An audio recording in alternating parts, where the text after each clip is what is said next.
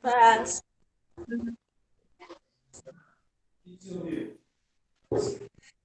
Gente, vamos começar, tá? Vamos manter aquele procedimento para ficar mais fácil, né? Mantemos os áudios fechados enquanto o pastor Silvio fala, fica melhor para ouvir, ok?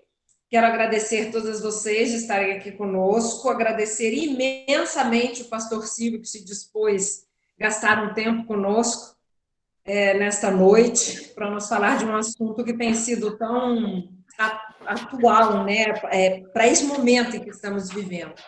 Pode ser que pessoalmente nós não estejamos enfrentando nenhuma situação de luto, mas tem muitas pessoas ao redor de nós que estão enfrentando e que em algum momento da vida certamente enfrentaremos.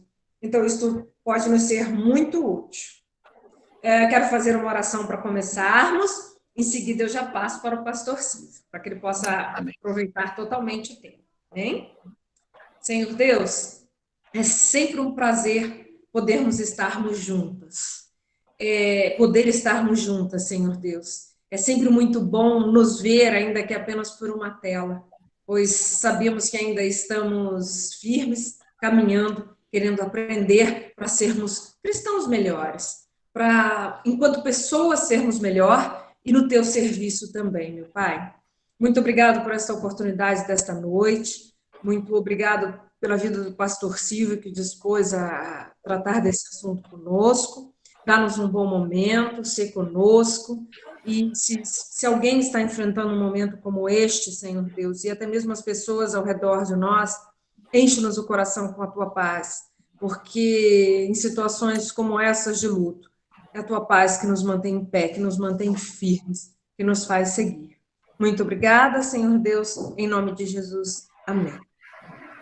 Pastor Amém. Silvio, vou passar para ti. Se apresente, que ficará melhor. E veja como prefere, se prefere que ao final tenha algum tempo para perguntas, ou a dinâmica é contigo. Que definir aí. Não, é bom ter um espaço para perguntas no final, é sempre positivo. Bom, alguns já me conhecem, né? Sou o pastor João Silvio, mas ninguém me chama de João, todos me chamam de Silvio. Sou esposo da Silmar, que muitos de vocês conhecem, né? Sou pastor da Igreja Nazarena já há muito tempo, já há 30 e sei lá quantos anos já, faz tempo. E trabalho na capelania do HC Caísmo da Unicamp já também há muito tempo, né? Quase uns 30 anos já, pelo menos. E trabalhar com pessoas doentes, trabalhar com o luto, acaba sendo um pouco parte do nosso trabalho também, né? Não só o luto, mas o pré-luto, enfim, toda essa dinâmica de trabalhar com as pessoas em momentos de fragilidade. Então, é o que o pessoal brinca comigo às vezes, né? Eu não, jamais queria fazer o seu trabalho, né? As pessoas brincam comigo às vezes, mas alguém tem que fazer, não é verdade? Né? Alguém tem que gostar de fazer isso também, né? E eu gosto de fazer isso. Então, como diz, né? Alguém tem que fazer, a gente gosta de fazer, estamos fazendo. Quer trabalhar nessa linha da dor, do sofrimento, mas para procurar trazer sempre às pessoas um pouco de conforto, de consolo, de esperança em momentos difíceis. E, sem dúvida, o luto é um desses momentos difíceis.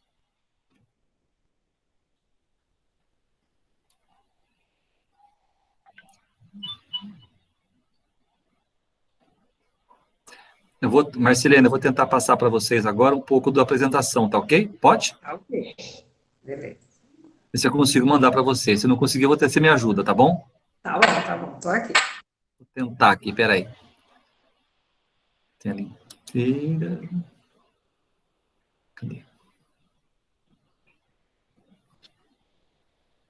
Deixa eu ver se vai dar certo. Uhum.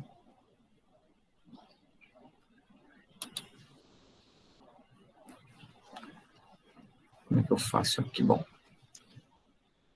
Ó, o pastor está no computador ou no celular? No notebook.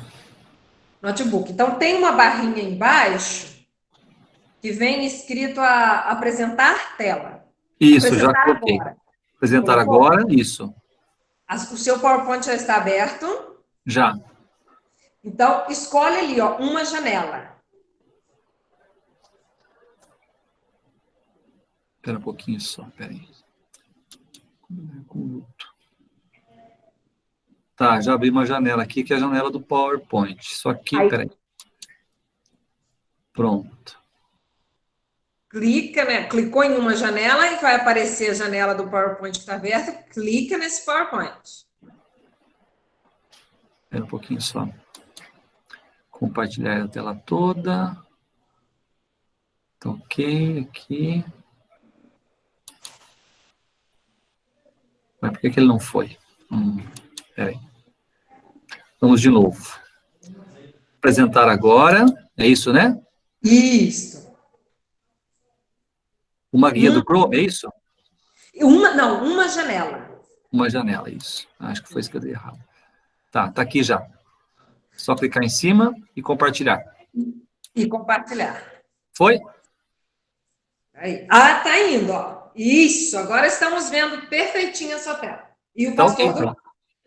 Okay. Então tá ok. Então eu vou poder falar com vocês enquanto eu vou mostrando aqui, passando as telas, tá ok?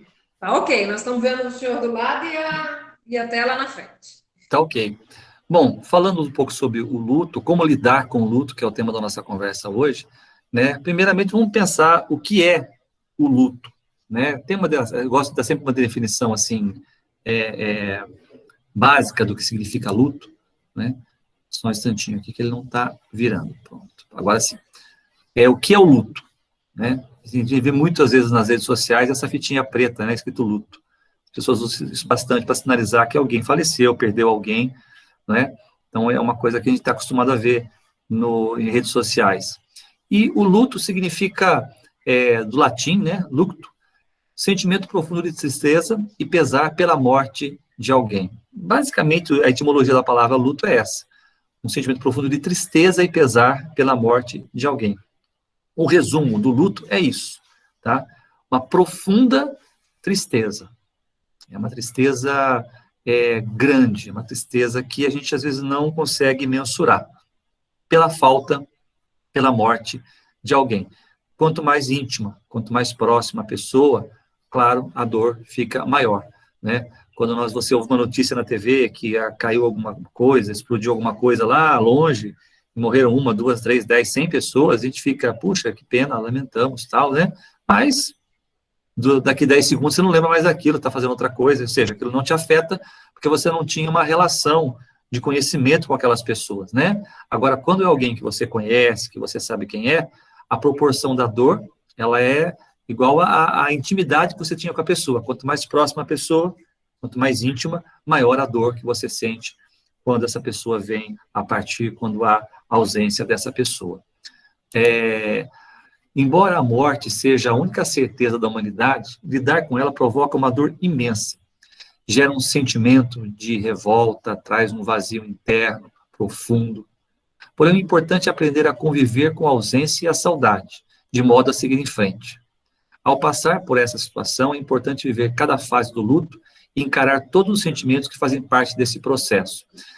O luto, ele é tratado também, gente, como um fenômeno psicológico, né? Um fenômeno comum do ser humano. Então, existe, eu vou falar daqui a pouco sobre fases do luto, né? Já estudadas cientificamente sobre isso, que existe um processo na elaboração do luto, né? Então, a palavra-chave aqui é elaborar, ou entender, ou compreender a perda, a morte. A palavra elaboração de luto é interessante, e é normal. Então, perder alguém íntimo dói, tudo aquilo é normal, não há nada demais, tá?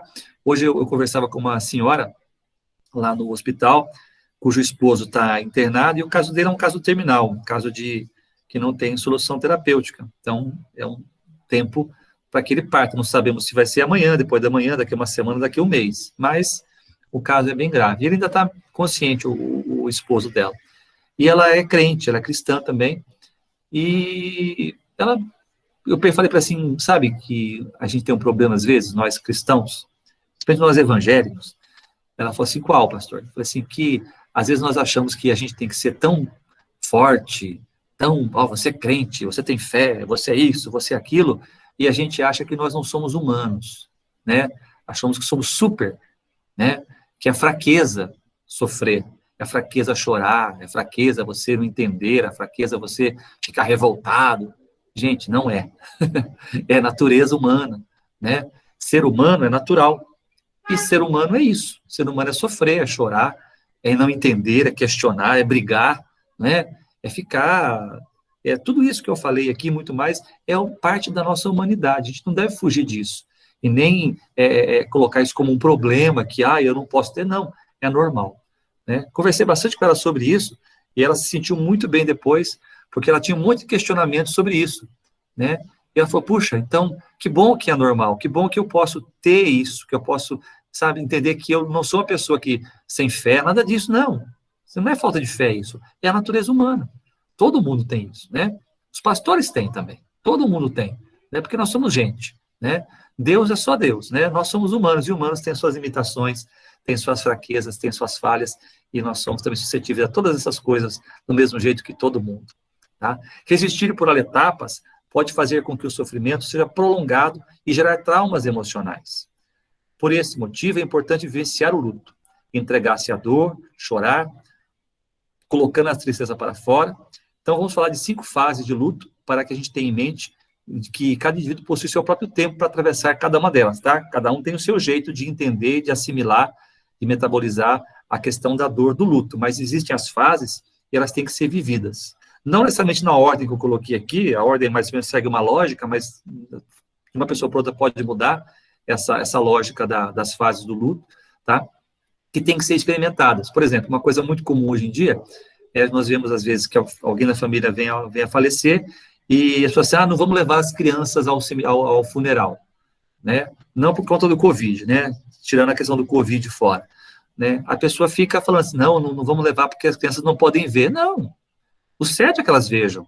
Até porque elas têm que elaborar também a perda e a falta daquela pessoa que partiu, né? Porque o luto tem que ser elaborado, então privar a pessoa de ver, sabe, de entender que a pessoa realmente faleceu, que ela foi para o caixão, que ela foi sepultada. É importante para a pessoa entender isso. Claro, doloroso, sem dúvida, mas não traumatiza, né? No sentido que a gente tem que experimentar isso, tem que vivenciar isso. Tanto que quando acontece algum tipo de acidente e não se acha o corpo da pessoa, qual que é a dor da família? Né? Ela sabe que a pessoa morreu, mas qual que é a dor da família? Não enterrar. Não fazer aquele processo funeral que é importante na elaboração do luto, né? E entender que a pessoa de fato morreu, foi para o caixão, foi feito os ritos necessários, ela foi sepultada, pronto. Então, isso é importante para a gente entender, a gente tem que ter isso em mente também, tá? Ó, Marcelino, controla meu tempo aí, que sabe como é que é, pastor gosta de falar, se deixar vai até meia-noite, hein? Tá bom? Dá um toque para mim quando você quiser que eu dê uma paradinha, mas dá tempo de passar tudo, que não é muito longo, não. Os 5 estágios de luto, então, tá? Infelizmente, não somos acostumados a conversar sobre a morte. Nossa cultura não aborda isso com naturalidade. Tá? Pelo contrário, as pessoas pensam algo, e nem pense nisso, fecha a boca. Não fale para não atrair, bate na madeira, aquela coisa toda que existe, né, quando se fala em morte. Né? Então, é um assunto que é tabu, a gente não fala disso, não comenta sobre isso. Então, esse é um problema, né? Já não falar sobre esse assunto, não negar a realidade dessa verdade. Tá? Uma referência muito utilizada por todos é o processo de elaboração do luto da Elizabeth Kübler-Ross, né, que fez um trabalho excelente sobre paciente terminal, inclusive na parte de luto também. Ela sugere que uma pessoa em iminência de morte, as pessoas com vínculo afetivo, familiares, amigos, podem até passar por 5 estágios, geralmente nessa ordem, e com peculiaridades, quer dizer, às vezes não sempre nessa ordem, pode variar um pouquinho, tá? Mas geralmente segue esse modelo que eu vou passar para vocês agora das fases de luto, tá? O primeiro estágio é a negação, tá? Consiste em uma fase de negação do acontecimento. A pessoa não acredita, acha que deve ter havido engano, que essa fase está sujeita a ser vista como forma de defesa de algo improvável, pode durar minutos ou até mesmo anos, né? Como o caso de pessoas que continuam sempre esperando seus entes queridos, né? Tem um caso que eu vi recentemente lá, de uma senhora que perdeu o filho já faz vários anos, e ela ainda não desfez o quarto dele está a cama arrumada, tudo do jeitinho que ele deixou quando saiu. Por que ela não desfez o quarto dele? Porque ela, no fundo, ela espera que ele volte, ela nega a morte. Então, mantendo o quarto como estava, como se ele fosse voltar a qualquer momento, é uma forma patológica já de negação, tá? Já não é natural, já é patológica. Geralmente, o luto, em média, a gente vê como uma coisa normal, 6 meses, um pouco mais para algumas pessoas, talvez, em média, aquele fase mais aguda de luto. Depois, isso a pessoa vai elaborando, vai ficando tocando a vida com mais normalidade. Mas agora, quando passa de um ano e a pessoa continua numa dessas fases ainda de uma forma muito forte, é porque já se tornou um pouco patológico o luto, e isso tem que ser verificado, tem que ser tratado com a ajuda de profissional, tá? A pessoa em iminência de morte e a pessoa com vínculo afetivo logo duvida e não acredita. Pode achar que o outro estava mal intencionado, ter dificuldade em ter clareza dessa realidade, pode querer esquecer isso e até mesmo buscar fatos e argumentos que neguem a realidade, quer dizer, não morreu, foi sequestrado, sei lá, foi abduzido, foi arrebatado, sei lá, alguma coisa assim, para negar a realidade da morte. Aquilo não aconteceu. Por isso que eu falei que é mais forte em casos em que o corpo não é achado. A família fica nesse ato porque ela quer ter o funeral, que é uma coisa importante para ela ter a constatação de que aconteceu, tá certo? Então, é importante isso. Isso até para os judeus é tão forte que, alguns anos atrás, tinha um astronauta israelense que, na volta da Terra, a nave que eles, acho que era a Columbia, dessas naves aí americanas, do espacial, que nem usam mais, e a nave se incendiou ao entrar na atmosfera e todos os tripulantes morreram, inclusive esses israelenses. Pois eles foram procurar os destroços da nave, caíram espalhados por centenas de quilômetros, foram, até achar o corpo ou restos do corpo desse astronauta israelense, para que pelo menos a maior parte do corpo dele pudesse ser sepultado. Para eles é muito importante isso, né?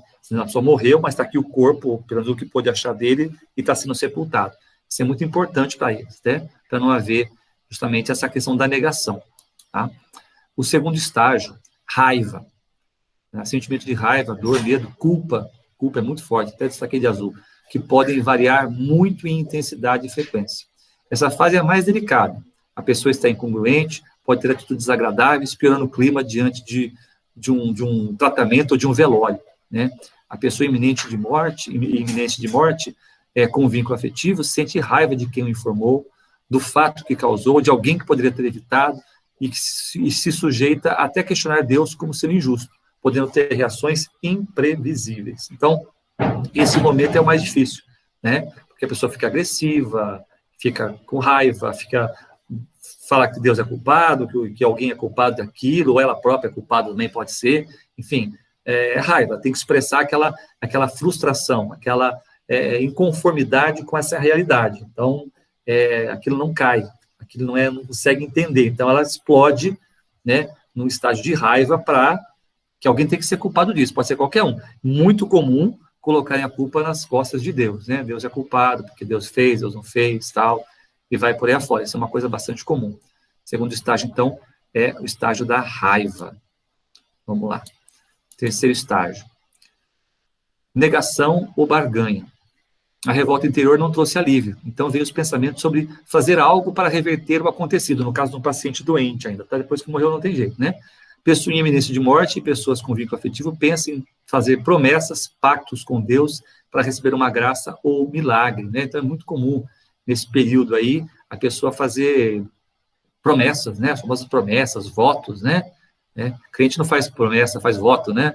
É quase a mesma coisa, né? Faz essas coisas todas para poder, não, Deus vai mudar, porque tal, eu vou parar de fazer isso, vou fazer aquilo, tal, como tentativa de tentar barganhar, né?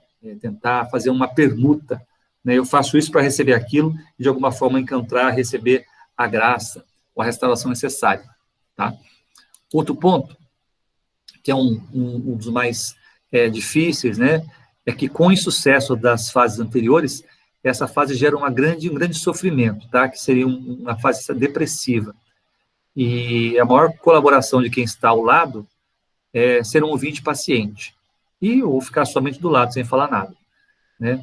Pessoa em iminência de morte, pessoa com vínculo afetivo, chora, se isola, repensa sobre a vida, quer deixar a vida do outro organizada de uma forma melhor, percebe que a falta do outro fará na sua vida, ou seja, a ausência. Então, é um tempo difícil de assimilação, de entender, porque às vezes não é só a presença da pessoa que faz falta, a pessoa também é arrimo, né? A falta dela vai fazer um rombo nas finanças da família, trazer vários outros problemas e complicações. Então, isso tudo causa uma grande angústia, a palavra depressão, né, sofrimento aqui, ela é adequada, tá?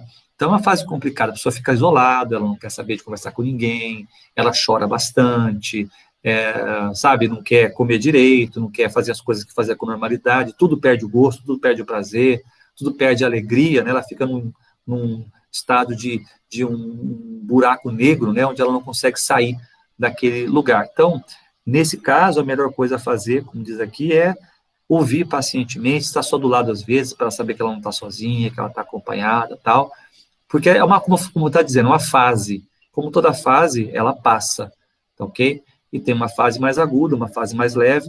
Cada pessoa, claro, tem uma diferença. Tem gente que tem uma fase mais profunda, mais difícil, outras um pouco mais leve. Cada um lida com um jeito diferente com essa situação. Mas é uma hora delicada para observar, para estar perto, né? Quando a gente acompanha as pessoas lá em estado final, ou já que a pessoa veio a falecer, a gente está com a família, muita gente não tem muito a dizer, sabe? Ou que ficar falando, dizendo muita coisa.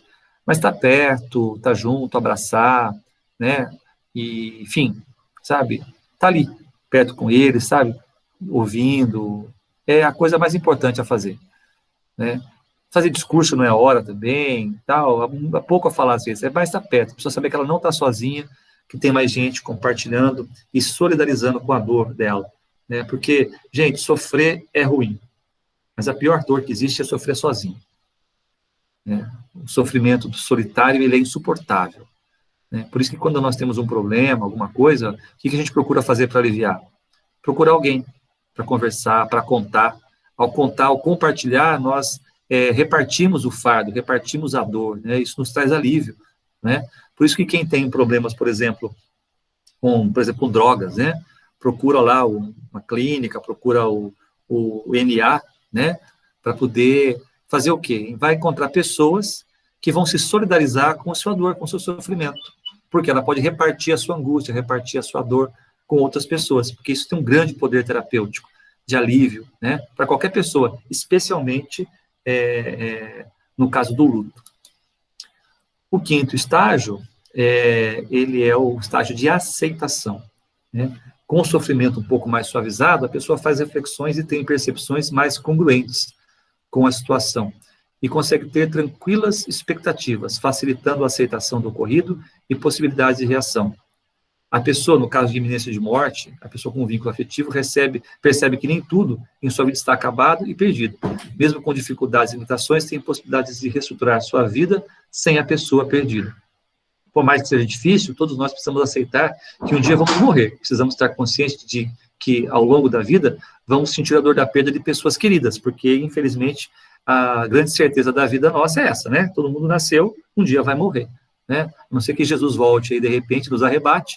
Todo mundo espera por isso, mas caso não aconteça com a gente aqui ainda, então passaremos por esse tipo de fase, como todo ser humano passa. Então, é algo inevitável, que a gente não quer pensar, não quer lembrar, mas faz parte da nossa vida e da nossa existência, né? Mas, como eu falei antes, no começo, nós, às vezes, negamos, né, a realidade disso, né? Então, tem que quebrar um pouco esse tabu, né, de deixar a morte guardada, né, o tema morte guardado em porões, né? Sempre que for conveniente e possível, conversar sobre o tema, né? Conversar sobre a pessoa falar um pouco, não precisa estar já quase morrendo para falar isso às vezes, né? Onde gostaria de ser enterrado, o corpo ser cremado ou não, quais seriam as últimas vontades, né? O que fazer com os seus órgãos, doação de órgãos, bens, enfim. Tudo isso teria que ser conversado antes, muito antes, né? As pessoas precisam saber, né? Não é mórbida a conversa, né? Parece mórbida, mas não é. É uma conversa da realidade, que ajudaria muitas pessoas a entenderem muito a vontade de quem está vivo ainda, né? E se um dia acontecer, a pessoa saber o que fazer, né? A gente encontra casos assim, né? Lá no nosso trabalho, de pessoas que já avisaram a família do que queriam antes, não estavam nem doentes, viu? Avisou muitos anos antes e quando chegou o momento, a família sabia o que fazer para atender o desejo da pessoa. Tá? Isso poderia ajudar muito as crianças e adolescentes a diminuir seus traumas, pois facilitaria a todos passarem pelos estágios de uma forma mais ágil. As pessoas que estão com dificuldade na elaboração do luto, aconselho que busquem ajuda profissional, psicológica, para auxiliar, né, nesses tempos difíceis. Então, é importante passar pelas fases, é importante não omitir as frases, tá? É importante quebrar o tabu da conversa sobre a morte, tá? E o que fazer, né? Como superar isso, né? Então, dói, gente, não tem jeito, não tem remédio para esse negócio, dói mesmo, tem um analgésico para isso, vai doer porque faz parte doer, mas depois de passar as fases mais difíceis, você consegue seguir em frente, superar, que seria natural da gente fazer isso também, tá? Uma coisa importante, que eu sempre falo às pessoas nessa fase, não se culpe, porque quando acontece, nós procuramos sempre algum culpado, né? Foi o médico que devia ter feito e não fez, foi Deus, foi, sei lá, alguém, a pessoa não devia ter ido lá fazer isso, tal, e ela foi, aconteceu, enfim, a gente fica procurando um culpado. Então, nem culpe os outros, claro, porque se não houver, né, nenhum tipo de fatalidade, né? Nem culpe, nem se culpe, importante, não se culpar. Eu devia tal, claro, é o que eu digo às pessoas, né? As pessoas falam assim, se eu soubesse, mas se eu soubesse das coisas, eu não estava aqui, eu seria milionário, seria um monte de coisa, né? Se eu soubesse o futuro, né? Aquela história, a pessoa que fala que prevê o futuro, né? Deveria prever o número das loterias e ganhar e ficar milionário, entendeu? Então, não dá para você se cobrar disso, né? Então, não se culpe. E se tiver que chorar, chore. Tem eu uso muito essa frase. Não chore. Não, chora sim. Pode desidratar. Toma água e desidrata. Chora até cansar. O quanto você quiser chorar, pode chorar. Chora, quer, sabe, falar, quer xingar, xinga também, quer, sabe, deixa expressar. Não reprima isso. Tem que colocar para fora mesmo, tá? Quando perdemos alguém que amamos, é comum que a culpa e o peso na consciência tome conta dos pensamentos. Por isso que a perda faz com que o indivíduo comece a pensar em tudo que deixou de fazer e dizer. Nesse momento é importante ter em mente que nenhuma relação é perfeita e que as falhas cometidas não significam falta de amor. Entenda que você fez o que foi possível diante de cada circunstância e não se torture pelo que não foi possível fazer, tá bom? Se a gente soubesse, né, que aí ia ser de um jeito ou de outro, claro, faríamos diferente, mas não temos como saber. Então, fizemos o melhor que podíamos à luz que tínhamos, tá? Depois, adaptar-se a uma nova rotina, né? Fazer os ajustes possíveis para aprender a conviver com a ausência da pessoa. Mudar alguns hábitos, criar maneiras positivas de enfrentar a saudade, como iniciar um curso, fazer um trabalho voluntário, viajar por algum período, procurar fazer algo que proporcione prazer e traga uma sensação de preenchimento. Mesmo convivendo com a dor, é possível ser feliz encontrando motivação em atividades produtivas, desenvolver inteligência emocional e cuidar das próprias emoções, né? Isso é muito importante durante o luto, permitindo que o indivíduo encontre coragem e força para recomeçar. Então, você procurar reorganizar os seus hábitos, reorganizar a sua vida. Claro, como falei, no primeiro momento isso não acontece, mas logo em seguida você começa a procurar um novo caminho, a readaptar-se àquela ausência, porque assim, gente, não quer dizer esquecer a pessoa, ninguém esquece quem você ama, nunca vai esquecer. A pessoa vai estar sempre lá e vai ficar, claro, fazendo falta sempre. Isso não tem jeito, né? Mas a vida continua, então você reorganiza e continua, segue em frente, né? Vai continuar vivendo, vai continuar existindo, vai continuar produzindo e encontrando sentido e valor em outras coisas, né? Eu encontro muito lá no HC, por exemplo, tem um grupo que sempre participa com os eventos na pediatria, que teve um menino que ficou muito tempo internado lá no hospital e, infelizmente, por conta das doenças, ele veio a falecer, e a família teve lá muito tempo com a gente, e eles criaram um grupo, né? E que esse grupo que eles têm, que tem o nome do menino que faleceu, eles fazem um monte de coisa bacana para ajudar outras crianças que passam por situações difíceis. Então, eles encontraram na sua dor uma forma positiva de transformar a morte daquele menino numa coisa boa. Então, isso dá sentido para eles, para os pais especialmente, sabe? Dá sentido para eles a morte do menino. Porque ele faleceu, não está mais com eles, mas eles podem, com a força que tiveram com a vida desse menino, ajudar outras pessoas. Isso dá alegria para eles, motivação para continuar e os consola e os conforta. Eu vejo isso acontecer muitas vezes, né? São formas que a pessoa encontra para elaborar isso e dar um sentido positivo para uma dor tão grande, tá? E também falar rapidinho com vocês sobre as questões espirituais. Estamos terminando aqui já. Algo que traz sofrimento também, especialmente as pessoas mais religiosas, é a dúvida quanto ao destino eterno do falecido, né? Quando a pessoa que parte tem um bom testemunho de fé e vida, é um grande consolo. Mas quando não há muito mais dor, né? Eu trabalho 34 anos nos hospitais e acompanho muitos casos. Posso dizer que existe uma grande graça em todas as pessoas, até o último instante elas têm a chance de abraçar a graça de Deus. E o próprio Deus, de diversas maneiras, manifesta isso a elas. Se eu podia ficar horas contando de histórias e casos para vocês a respeito disso, tá? Outro mito que existe também, que é que o suicida não tem perdão. Isso é mito, tá, gente? Não está na Bíblia, tá bom? Tá? O suicida, muitas vezes, é um doente, depressivo, que tem uma dor tão grande, mas tão grande, que ele acha que talvez a morte seja algum alívio. Então, ele não é um criminoso, ele é um doente, né? Então, não tem motivo, não existe razão de você de criminalizar, né? Jogar mais um peso, mais um fardo, né? Sobre uma pessoa que sofre já tanto, a ponto de atentar contra a própria vida. Então, que não tem perdão, isso não sei de onde tiraram isso é um mito, não está na Bíblia, tá ok? A certeza da vida eterna é a grande fonte de consolação para todos. E encerrando com Paulo, 1 Coríntios 15, 19, se a nossa esperança em Cristo se limitasse apenas a essa vida, somos ou seríamos os mais infelizes dos homens. Ou seja, a nossa esperança de vida, gente, ela transcende essa existência, que é temporária, essa aqui é passageira, tem coisas boas e tem coisas ruins, mas isso tudo passa também. Então, nós temos a esperança de uma vida melhor, que a morte não é o fim, pelo contrário, é a passagem para a vida, como diz Paulo, para mim viver é Cristo, morrer é lucro. Então, o cristão tem esse consolo, tá certo? Agora, quando a pessoa não é crente, mas quando a pessoa não é crente e tal, olha, eu vou terminar só rapidinho aqui para contar uma história rápida para vocês, tá? Há algum tempo atrás eu estava num domingo almoçando na casa de um amigo e o telefone tocou, era um pedido urgente para ir para o hospital para atender um paciente que estava partindo. É muito raro eles fazerem isso, mas aquele dia me chamaram. E tá bom, demora um pouco para chegar aí, mas eu vou. E eu fui, né, no hospital. E cheguei lá, conversei com a pessoa que havia me chamado, com o médico, e até eu perguntei ao paciente qual que é o credo dele. Ele falou, nem sei. Geralmente, quando é católico, chama um padre, né? Mas me chamaram, bom, tô aqui, eu sou eu mesmo, né? E a família não era evangélica, era católica. Estava a esposa e o marido dela, que é um paciente já em estado bem grave, bem finalzinho já, não estava entubado, mas estava com máscara de oxigênio e com sedação leve. E conversei com ela, perguntei um pouco dele, tal, dos dois, tudo. Conversei com ela, depois eu fui, cheguei perto dele e falei. Na hora que eu cheguei no quarto, eu senti como se Deus falar comigo assim, sabe? Eu trouxe você aqui porque alguém orou muito por esse homem, para que ele não morresse sem conhecer a minha graça. Então, fale com ele. Eu fui lá e falei da graça de Deus, do amor de Jesus, da salvação, da vida eterna, de forma muito simples, muito sucinta. Convidei ele para fazer uma oração de entrega, e a esposa acompanhou a oração, ela também fez com a gente, falei com ele e com ela, né? E fizemos oração, terminei a oração, como sempre, em nome de Jesus, amém, né? E quando eu terminei e falei amém, o homem abriu os olhos, olhou para nós dois, e deu um amenzão, sabe aquela amém pentecostal, forte? Ele quase matou a gente de susto, né? Que ninguém esperava que uma reação daquela. E logo depois ele partiu.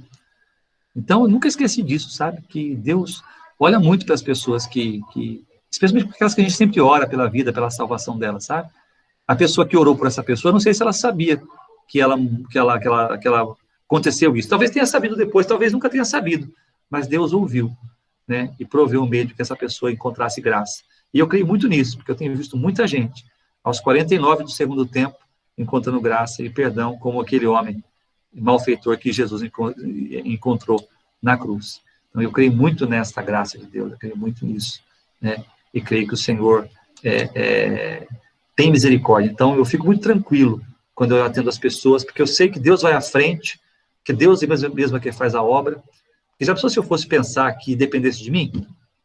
Eu estava maluco, né? Porque tanta gente que morre lá todo dia, não é verdade? Mas eu creio que Deus, na sua graça, vai à frente e faz as coisas. Eu confio muito nisso, porque eu tenho visto isso acontecer durante todos esses anos. Perguntas? Meninas, fiquem à vontade pelo microfone ou pelo chat que eu estou lendo aqui, eu faço. Eu vou começar com a minha para incentivá-las, tá? Pastor, necessariamente vai se passar por aqueles 5 estágios, ou alguém pode ter só 3, ter só 2, ou não, necessariamente passa pelos 5. Os 5 são mais comuns de acontecer, mas como eu falei, cada caso é um caso, cada pessoa reage de um jeito, né? E alguns, às vezes, passam de forma tão leve por alguma dessas fases que nós não percebemos. Tá? Entendi.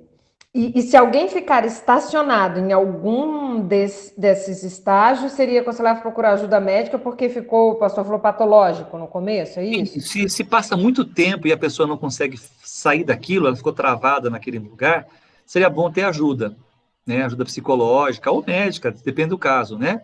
Mas, assim, é bom procurar ajuda porque a pessoa precisa de alguém que dê uma força especial para que ela consiga assimilar e superar aquilo e seguir em frente.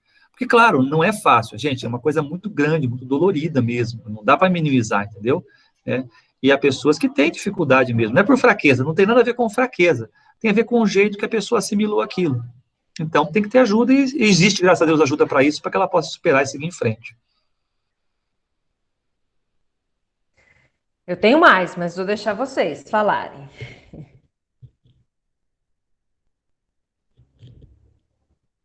Alguém?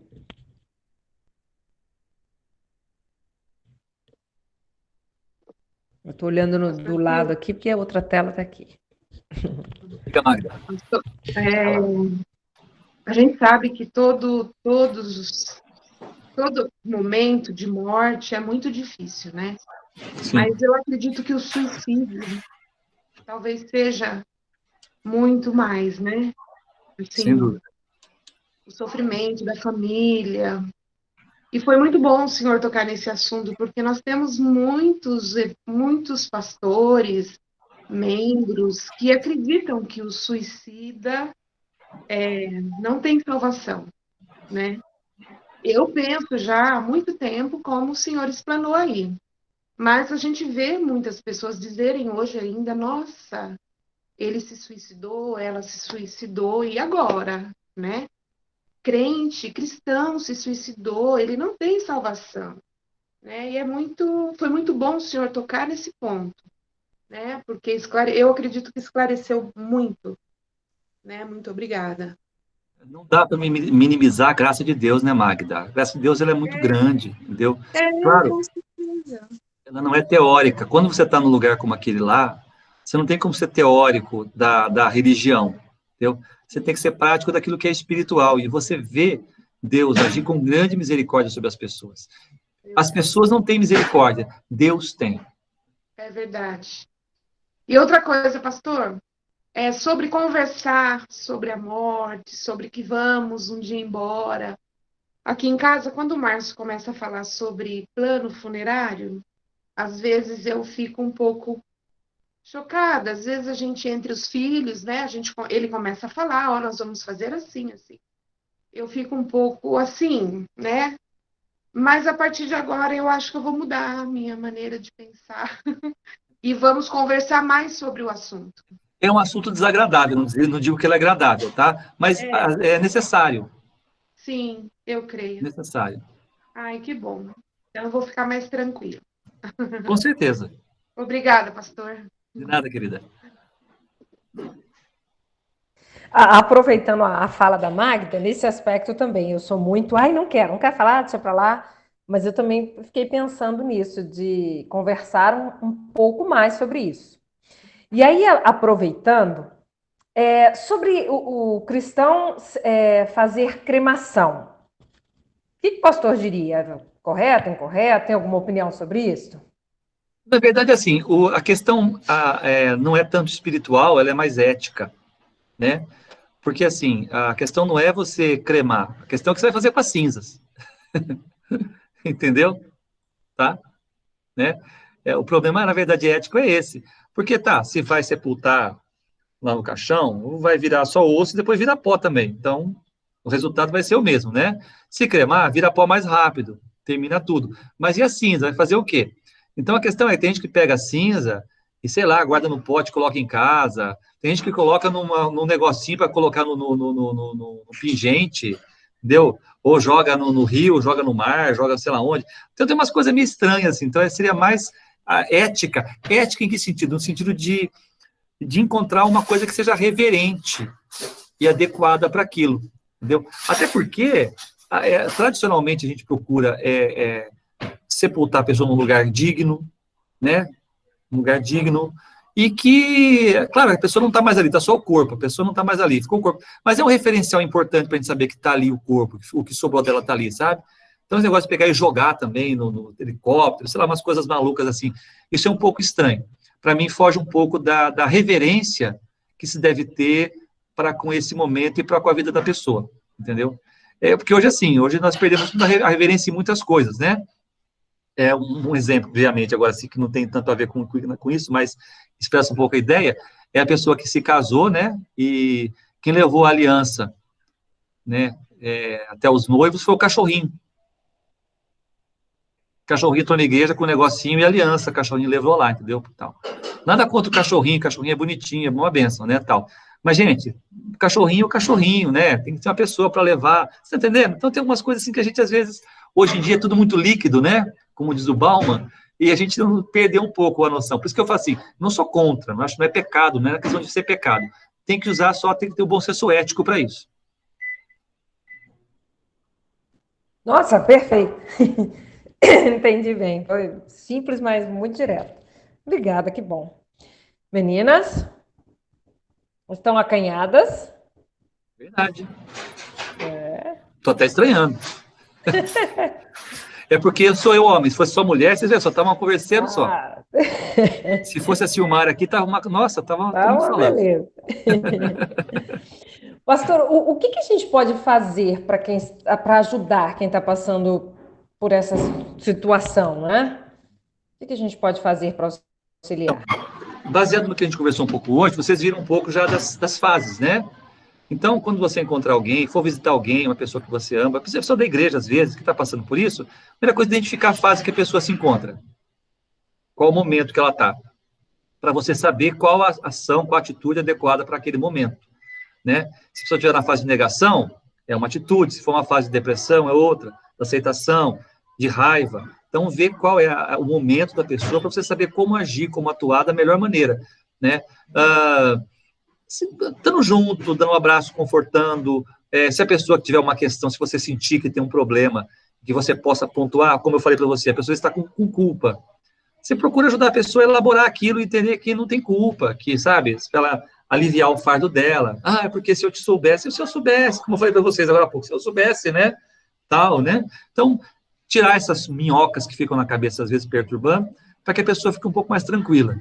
Respeitando o momento dela, respeitando o tempo dela, né? E aquele momento, chorar, chora também e tal, e atentando que se a pessoa ficar muito tempo, um tempo demasiado naquele momento e não consegue sair daquilo, então procurar ajudar a pessoa, orientar a pessoa a procurar ajuda profissional para que ela seja ajudada a sair daquele momento de luto. Perfeito. Então, sempre é importante identificar a fase para saber o que fazer, porque cada fase teria... Exatamente. Perfeito. E aí, mais alguém?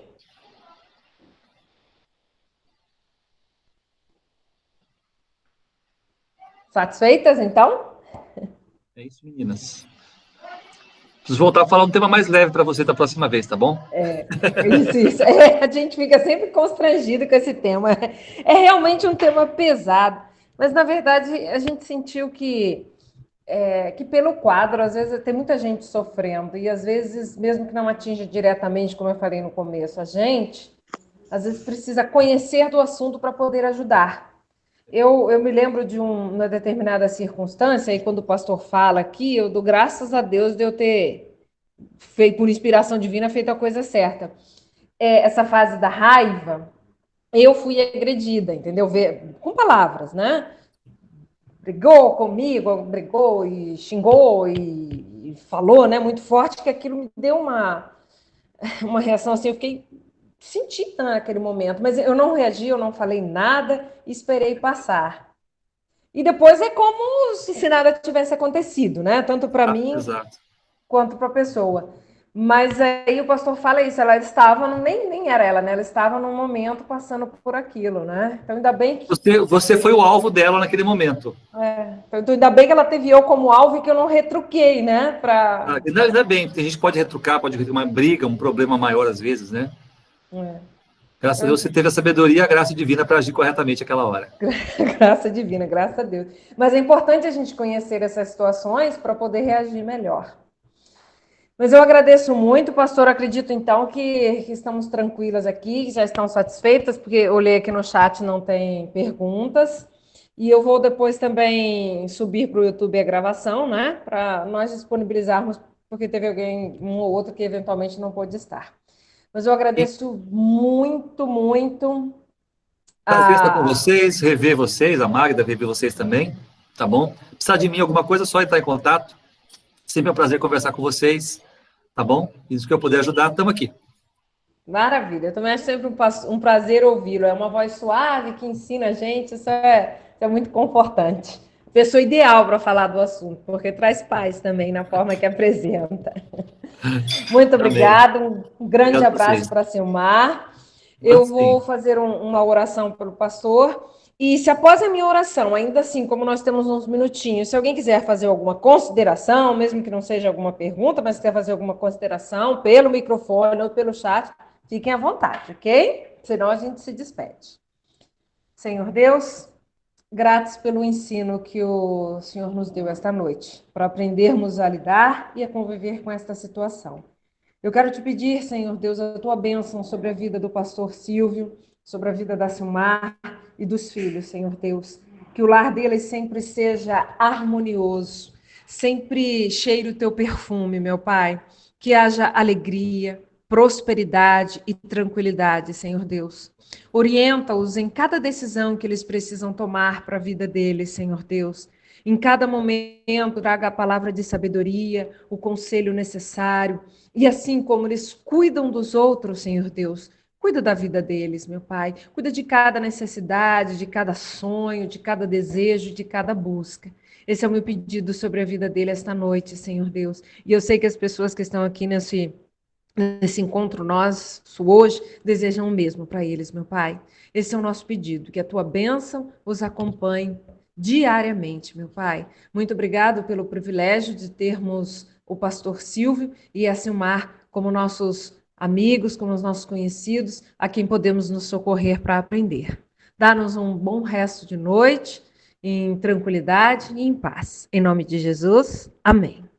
Amém. Amém. Obrigado, viu? Deus abençoe vocês. Amém. Deus abençoe. Amém, Sirlene. Alguma consideração final, Magda? Oi.